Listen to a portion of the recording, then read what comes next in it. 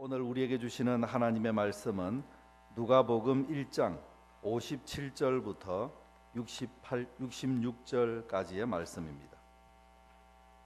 신약성경 88쪽 누가복음 1장 57절부터 66절까지의 말씀입니다. 이제 봉독해 드립니다. 엘리사벳이 해산할 기한이 차서 아들을 낳으니 이웃과 친족이 주께서 그를 크게 긍휼히 여기심을 듣고 함께 즐거워하더라. 8일이 되매 아이를 할례하러 와서 그 아버지의 이름을 따라 사가랴라 하고자 하더니 그의 어머니가 대답하여 이르되 아니라 요한이라 할 것이라 하매 그들이 이르되 내 친족 중에 이 이름으로 이름한 이가 없다 하고 그의 아버지께 몸짓하여 무엇으로 이름을 지으려 하는가 물으니 그가 서판을 달라 하여 그 이름을 요한이라 쓰매 다 놀랍게 여기더라. 이에 그 입이 곧 열리고 혀가 풀리며 말을 하여 하나님을 찬송하니 그 근처에 사는 자가 다 두려워하고 이 모든 말이 온 유대 산골에 두루 퍼지매 듣는 이가 다 이 말을 마음에 두며 이르되 이 아이가 장차 어찌 될까 하니 이는 주의 손이 그와 함께 하심이러라. 아멘. 베이비 박스라고 들어보셨습니까? 피치 못할 사정에 의해서 아이를 버리는 사람들을 위해서 만든 아기 함입니다. 지난 2009년 12월에 서울 관악구에 있는 주사랑 공동체 교회에 이종락 목사님이라는 분이 만들었습니다. 2010년에 4명의 아이가 들어왔고 그 다음 해에는 37명, 그 다음 해인 작년에는 79명의 아이들이 들어왔습니다.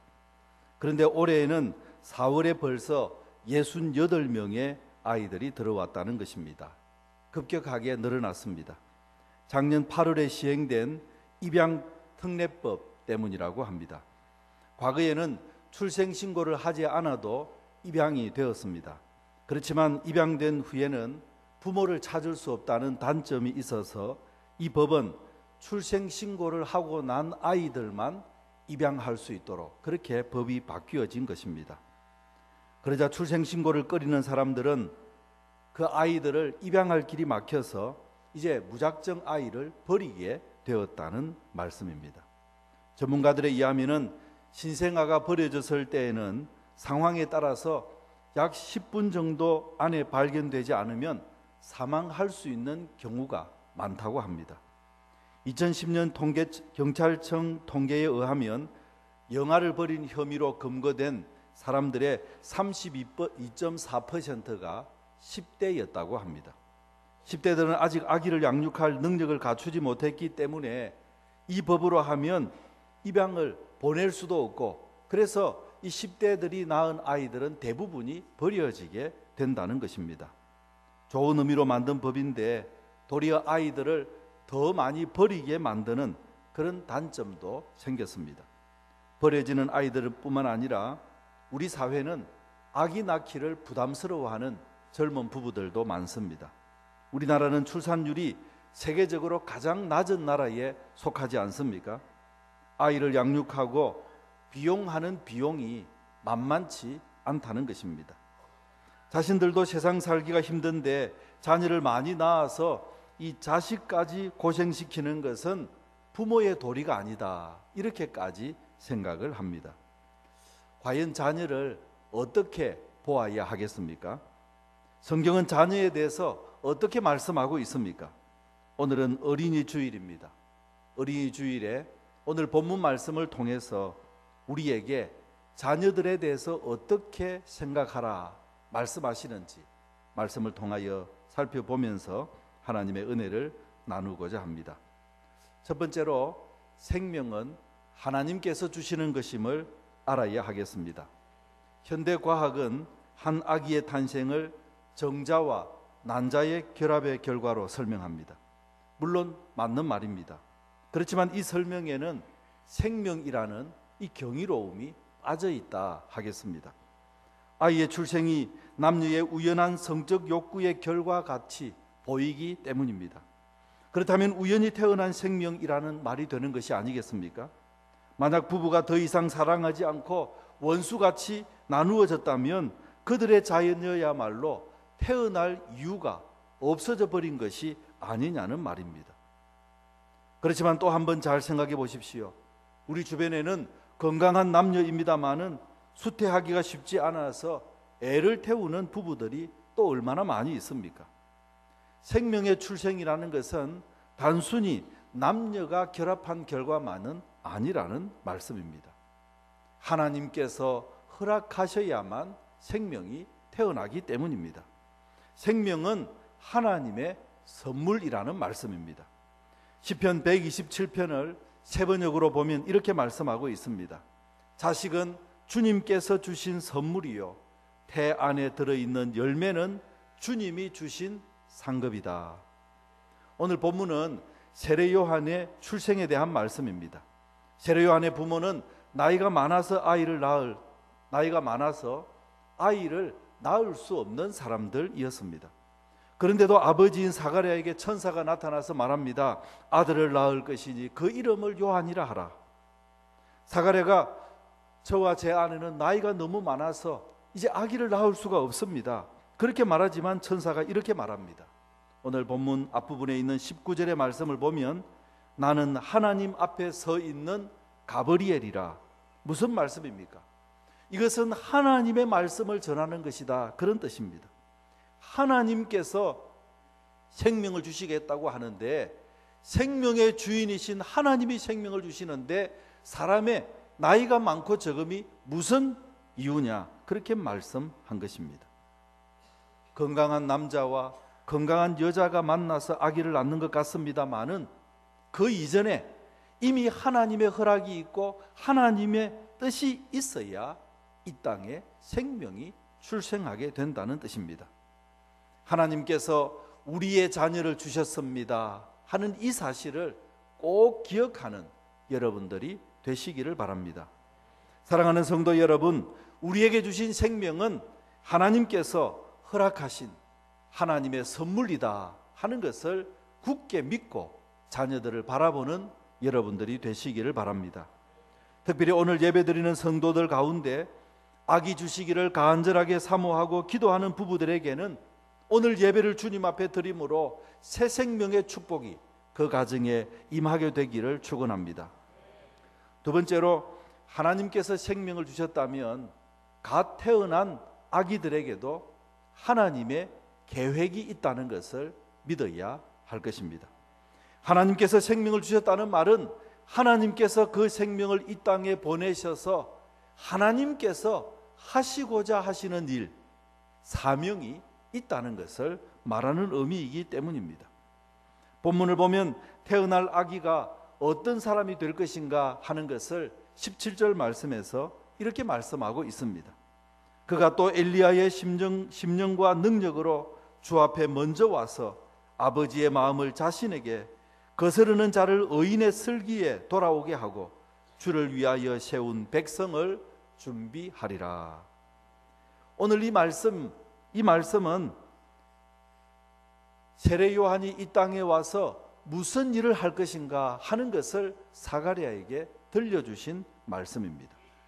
이런 하나님의 말씀을 따라 사가랴는 그 아들의 이름을 요한이라고 지으면서 하나님께서 지어주신 그 이름 요한이라고 부르면서 너에게는 하나님께서 맡기신 사명이 있다, 이것을 그 자녀에게 강조하고 그 자녀를 이 사명에 따라서 살게 하도록 길렀다는 말씀입니다. 친척들이 말합니다.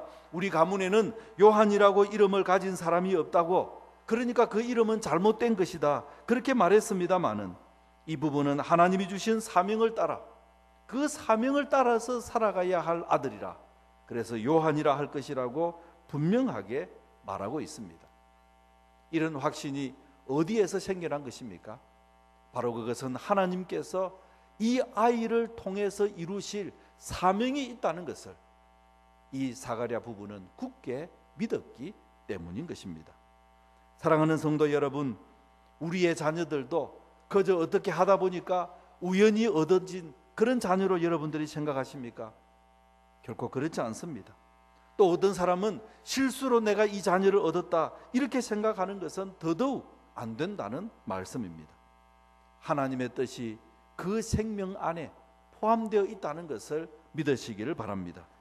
우리의 자녀들이 이룩할 미래를 기대하고 하나님께서 뜻이 있으셔서 이 자녀를 우리 가정에 보내주셨다, 이 자녀를 나의 자녀가 되게 하셨다 하는 것을 분명히 알고, 그래서 그 주님의 뜻을 따라서 우리의 자녀들을 바쳐드리는 복된 성도들이 되시기를 바랍니다. 그러면 어떻게 자녀를 길러야 하나님께서 기뻐하시는 자녀 양육이 되겠습니까? 우리들은 언제부터인지 자녀를 내가 꿈꾸는 아이로 만들기 위해서 애를 쓰면서 살아가고 있습니다. 아이의 성공을 위해서 그래서 아기 때부터 영어 학원에 보냅니다. 심지어는 미국 시민권을 얻으면 아이들을 제대로 좀 잘 성공하면서 살 수 있게 하겠다 그렇게 생각해서 만삭의 몸으로 미국으로 날아가서 그곳에서 아기를 낳는 원정 출산을 하기도 합니다. 아이의 사주를 좋게 하기 위해서 자연분만보다는 날짜에 맞추어서 수술로 아기를 낳는 그런 부모들도 있습니다. 요즘 아이들을 바라보아도 얼마나 바쁘게 사는지요. 아이들이 어른보다도 더 시간이 없습니다. 학교를 마치고 나면 순서에 따라서 배울 것들이 차례차례 기다리고 있기 때문입니다. 어떤 가정은 아예 엄마와 아기가 유학을 가버려서 아버지는 한국에서 돈을 벌여서 보내주는 이 기러기 아빠 신세가 되어버린 그런 가정들도 많이 있습니다. 생존 경쟁에서 살아남고 남보다 뛰어난 사람이 되게 하겠다고 부모들이 자녀 교육에 모든 것을 걸어서 투자하며 그렇게 자녀 교육만을 위해서 뛰어다니면서 살아가는 부모들이 얼마나 많은지 모릅니다. 자녀도 피곤하고 부모도 피곤합니다. 이렇게 되다 보니까 형편이 되지 않는 사람은 자녀들 교육을 위해서 마음껏 투자하지 못하는 것 때문에 또 패배감을 느끼면서 살아가고 있습니다.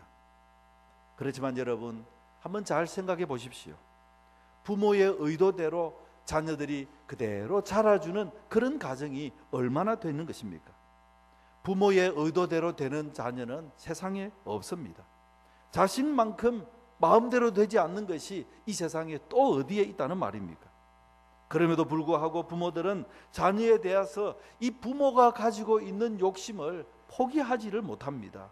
부모가 그린 그림대로 되지 않을 때는 부모가 자녀에 대해서 분노하기도 하고 그리고 또 좌절하기도 하면서 이 자녀를 교육하는 것이 요즘의 현실이라 하겠습니다. 부모의 욕심을 내려놓아야 합니다. 하나님께서 우리 자녀들에 대해서 가지고 계시는 원대한 계획이 있음을 믿으시기를 바랍니다. 부모의 욕심을 내려놓을 때 그때 우리의 자녀들은 진정한 하나님의 자녀가 되는 것입니다. 죽음 이후에 부활이 있는 것처럼 부모의 욕심이 죽어야만 그 아이는 하나님의 자녀로 다시 살아나고 하나님의 계획하신 대로 사용되어질 수가 있다는 말씀입니다. 부모가 그렇다면 할 수 있는 일은 무엇입니까? 내 자녀를 향한 하나님의 계획이 무엇인지를 파악하고 그 하나님의 뜻이 아이를 통해서 이루어질 수 있도록 양육하고 아이에게 도전하고 그리고 아이를 그 방향으로 길러야만, 그래야만 제대로 된 부모의 역할을 감당하는 것입니다. 그러면 우리는 우리 자신들을, 우리 자녀들을 향한 하나님의 계획을 어떻게 알 수 있는 것입니까? 오늘 본문 76절과 77절의 말씀을 보면 세례 요한의 아버지 사가랴는 이 아이를 낳고 나서 하나님 앞에 이렇게 찬양합니다.